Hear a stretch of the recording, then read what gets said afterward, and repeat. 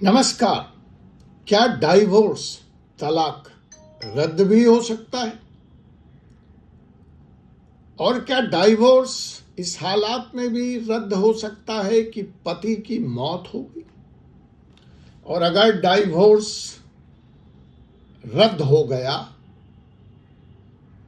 तो क्या पति की संपत्ति में पत्नी का हिस्सा रिजॉर्ट हो सकता है? अजीब सवाल है, अजीब कानूनी गुत्थियां हैं। आइए प्रयास करते हैं इन सवालों का कोर्ट के असली जजमेंट के बैकग्राउंड में, आलोक में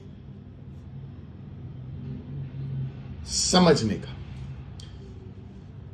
इंसान की मौत के बाद क्या उसकी पत्नी अपना डाइवोर्स रद्द करा सकती है?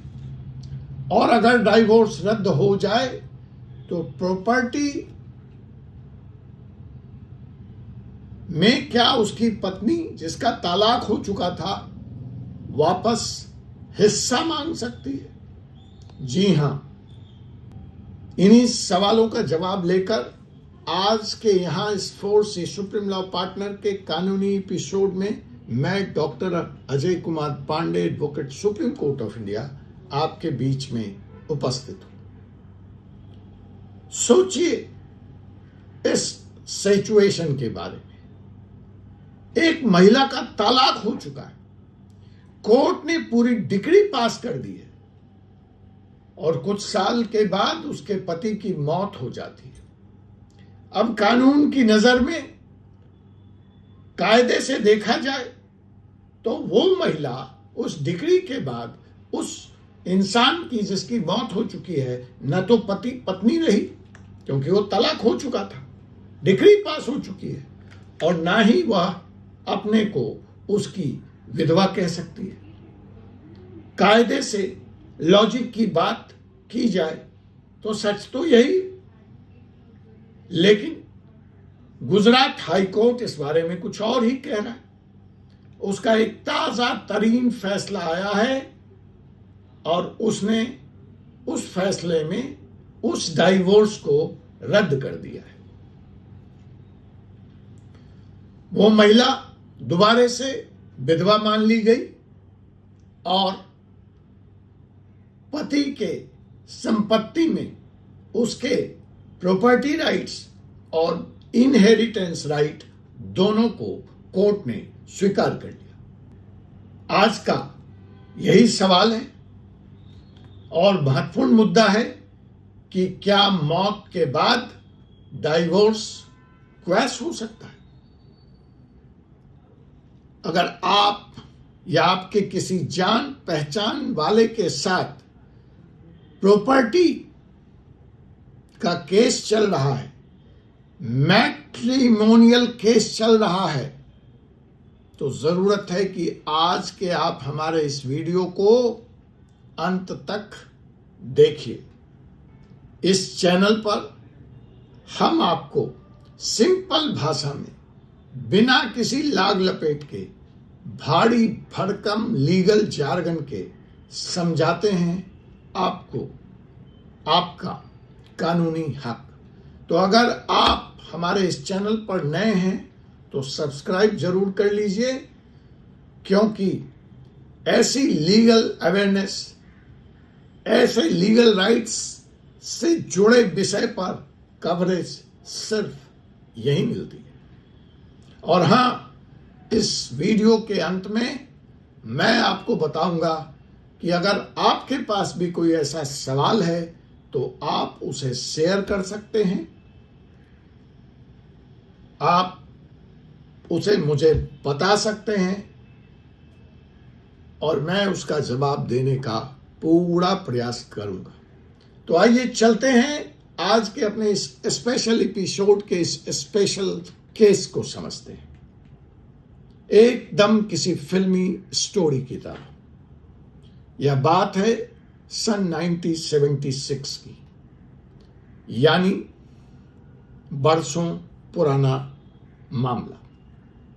लेकिन फैसला अभी आया है। आप कहेंगे वकील साहब 1976 की कहानी क्यों सुना रहे, तो आपको उसका जवाब मिलेगा, लेकिन शर्त है कि 1976 की कहानी पुरानी है लेकिन रिजल्ट नया है। और वो रिजल्ट क्या है, इसको समझने के लिए बस चंद मिनट आप हमारे साथ बने रहिए और हम करते हैं फास्ट फॉरवर्ड और सीधे आपको 1976 से लिए चलते हैं 2022 तक। फिर तो चलेगा। जी हां, आनंद फैमिली ने कोर्ट में पति की तरफ से एक डाइवोर्स पिटीशन फाइल किया जाता है। उस डाइवोर्स पिटीशन में पति का आरोप है कि उनकी पत्नी उनको छोड़कर नदारद हो गई है, छोड़ दिया है, कहीं और चली गई है, किसी और के साथ रहती है और उन्हें उसका पता नहीं है। लीगल टर्म में डेजर्सन, इसको हम लोग ग्राउंड कहते हैं। It's a very important ground for getting the divorce. तो आनंद की फैमिली ने कोर्ट में डेजर्सन के ग्राउंड पर पत्नी से तलाक का केस डाला और यहां पे आता है एक ट्विस्ट। वो ट्विस्ट क्या है कि कोर्ट की नोटिस के बाद पत्नी की तरफ से कोई वकील साहब या पत्नी अपीयर नहीं होती है और पति को x party divorce court grant कर देती है। एक्स पार्टी मतलब एक तरफा, वन साइड, मतलब पत्नी या उसकी तरफ से कोई मुकदमे का पैरवीकार नहीं आया, या तो उनको नोटिस नहीं मिला या जो भी वजह रही, कोर्ट ने सिर्फ पति का पक्ष सुनकर उनको डाइवोर्स ग्रांट कर दिया। एक्स पार्टी डिग्री भी पास हो गई। अब डिग्री पास होने के बाद पत्नी सामने आती है और इस डिग्री को चैलेंज कर देती है, अपील दायर कर देती है। कानून अपनी रफ्तार से चलता है और इधर 2022 के इस फैसले को 2022 में तो फाइल ही हुआ था डाइवोर्स, तो 2024 के इस फैसले को पत्नी चैलेंज कर देती है। 24 में फैसला आता है और उधर उसके पति की डेथ हो जाती है और यहीं से एक पेचीदा जटिल लीगल सवाल उठ खड़ा होता है, क्योंकि मैट्रिमोनियल केस हमेशा दो लोगों के बीच में होता है, पति और पत्नी, और जब एक पार्टी रहा ही नहीं या एक पार्टी रही ही नहीं तो अपील का क्या मतलब। और इस तरह से यह केस इनफेक्चुअस हो गया, यानी बेकार। अब सवाल यह था कि पति जब रहा ही नहीं तो पत्नी उसके खिलाफ केस कैसे लड़ सकती।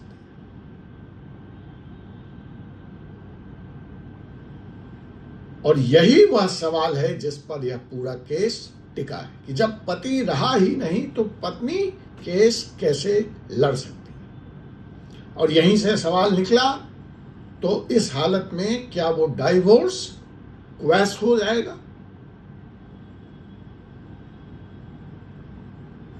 तो सीधा सवाल है कि जिस डाइवोर्स में डिक्री आ गई, अपील चला गया और पति की डेथ हो गई, तो पत्नी किसके खिलाफ मुकदमा लड़े। तो ऐसी स्थिति में क्या वह जो डाइवोर्स दिया था निचली अदालत ने, वह क्वैश हो जाएगा पति के मौत के बाद। Vice versa also it works, but यहां पे मैं इस केस की बात कर रहा हूं इसलिए मैं पति कह रहा हूं। अब इसका जवाब समझने के लिए, और अगर क्वैश हो जाता है तो फिर उसके और कॉन्सिक्वेंसेस क्या क्या होंगे। तो इस सवाल को समझने के लिए एक चीज समझनी पड़ेगी, बड़ी बारीक सी है, आप पकड़ने की कोशिश कीजिए। एक डाइवोर्स की डिक्री जो है वह सिर्फ एक शादी खत्म नहीं करती, वह बहुत कुछ बदल देती है, चेंज कर देती है। पहला, उस व्यक्ति का लीगल स्टेटस, जो पत्नी कल तक वाइफ थी, पत्नी थी, वो अब डाइवोर्सी हो गई, वो तलाकशुदा कही जाएगी। दूसरा, डाइवोर्स के साथ पत्नी का लीगल राइट्स, प्रॉपर्टी राइट्स का खत्म हो जाना। फिर शादी के रिश्ते से जो इनहेरिटेंस का हक बन जाता है उसका भी खत्म हो जाना। और फिर समाज की जो सोशल आइडेंटिटी है वह भी तो बदल जाती है। अब वो पति के मौत के बाद विडो, विधवा, और गुजरात हाई कोर्ट ने इसी पॉइंट को पकड़ लिया। कोर्ट ने कहा,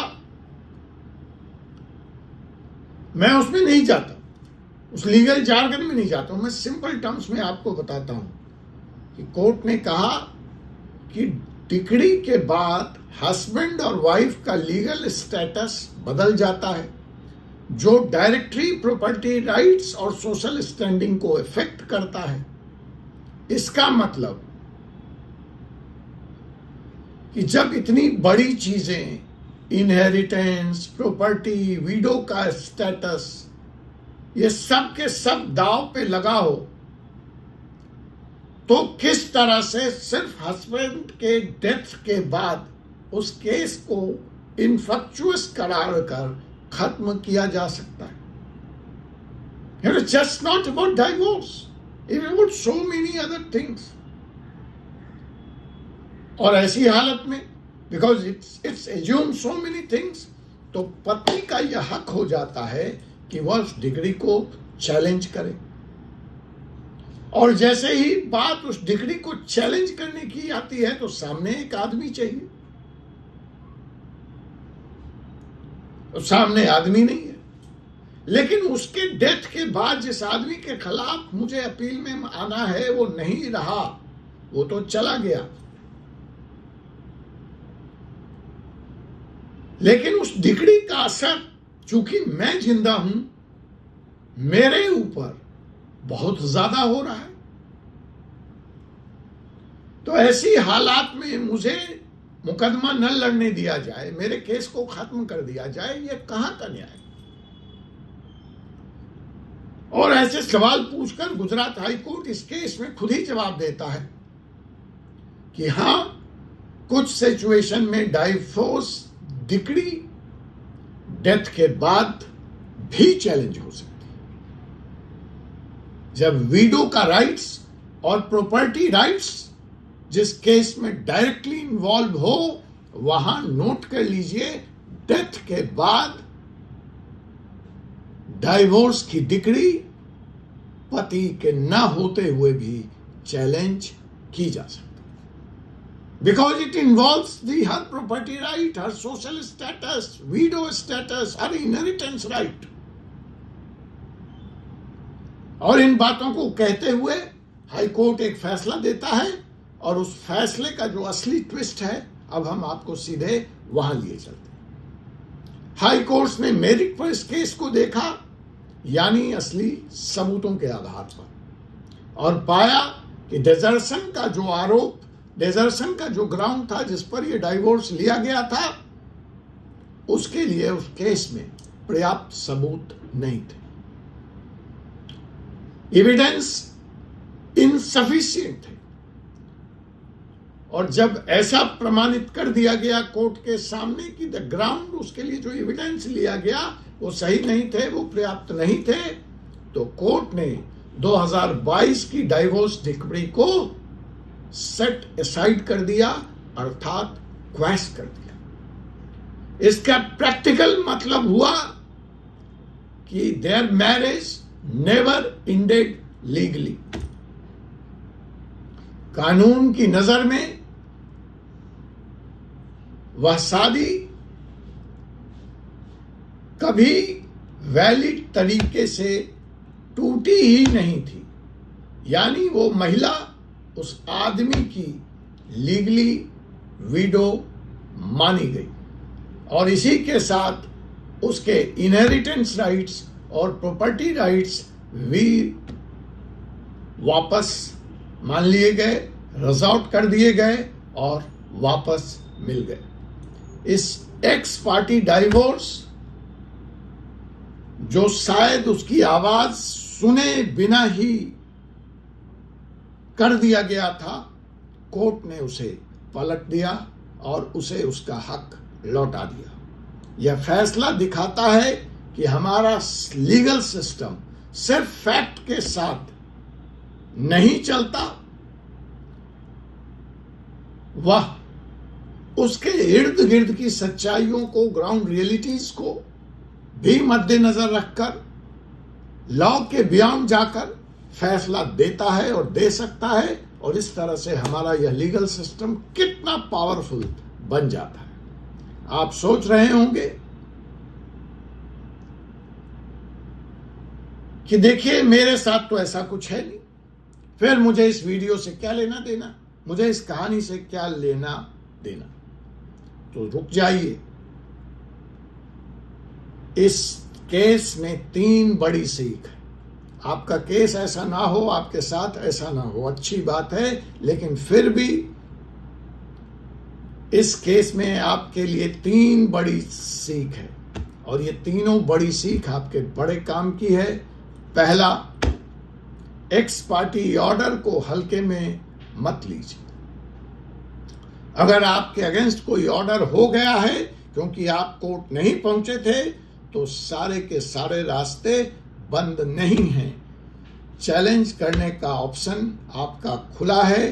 टाइम लिमिट इंपॉर्टेंट होती है, इसलिए देर मत कीजिए, खास करके जिन लोग एक्स पार्टी वाले फैसले लिए घूम रहे हैं। दूसरा, प्रॉपर्टी और इनहेरिटेंस राइट पर्सनल स्टेटस से कभी भी जज नहीं होते।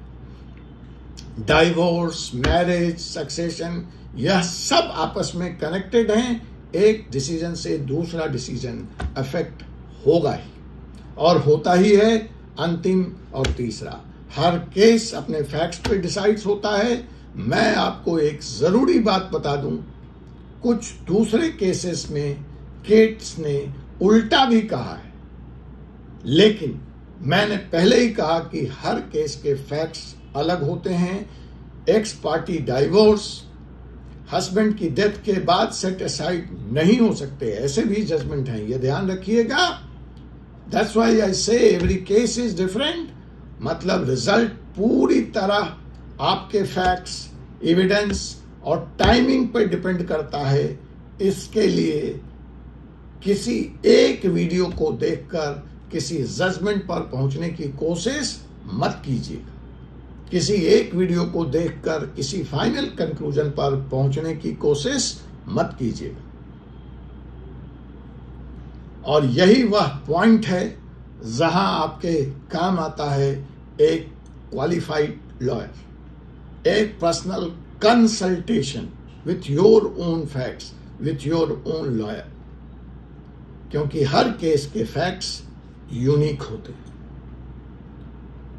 और दोस्तों, जैसा कि मैंने आपको इस वीडियो के शुरुआत में प्रॉमिस किया था कि आपके मन में अगर इस वीडियो को लेकर कोई सवाल है या कोई सवाल डाइवोर्स, प्रॉपर्टी राइट्स, इनहेरिटेंस को लेकर है, तो कमेंट बॉक्स में लिखिए।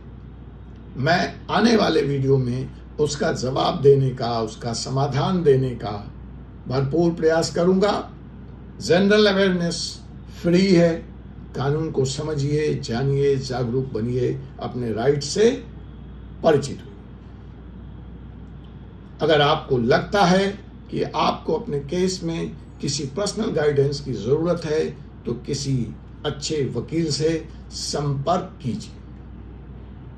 किसी भी कानूनी फैसले को लेने से पहले मैं हमेशा कहता हूं कि आपको एक क्वालिफाइड एडवोकेट से अपने डॉक्यूमेंट्स दिखाकर, फोन पे नहीं भाई, डॉक्यूमेंट्स दिखाकर, कंसल्टेशन फीस देकर सलाह जरूर लीजिए। हर केस अलग होता है और सिर्फ पूरे कागज देखकर, पूरे फैक्ट्स देखकर ही कोई एडवाइस, कोई सलाह दी जाती है। ज्यादा जानकारी के लिए आप इस वीडियो के डिस्क्रिप्शन में को भी देख सकते हैं और जरूरी होने पर आप अपने सवाल ईमेल के जरिए, कमेंट के जरिए मुझ तक पहुंचा सकते। तो दोस्तों, आज का हमारा यह एपिसोड मौत के बाद भी सही फैक्ट्स के साथ डाइवोर्स क्वैश हो सकता है और विडो को उसका प्रॉपर्टी राइट्स मिल सकता है। इसी के साथ मुझे एडवोकेट डॉक्टर अजय कुमार पांडे को अनुमति दीजिए, आपसे पुनः मुलाकात होगी एक ऐसे ही सवाल के साथ अगले एपिसोड। सवाल मैं आप पर छोड़े जा रहा हूं कि क्या आपको लगता है यह फैसला सही था? कमेंट में जस्टिस लिखिए अगर आप सहमत हैं। इस वीडियो को हर उस इंसान तक शेयर करिए जिसको इसकी जरूरत हो सकती है, क्योंकि हो सकता है कोई आपकी मदद का इंतजार कर रहा है। लाइक कीजिए, सब्सक्राइब कीजिए और बेल आइकन बटन दबाना मत भूलिए, क्योंकि अगली लीगल अवेयरनेस बिल्कुल आप तक सबसे पहले पहुंचने वाली है। मिलते हैं अगले वीडियो में। अपने राइट्स जानिए, जागरूक रहिए। जय हिंद, जय भारत, जय संविधान।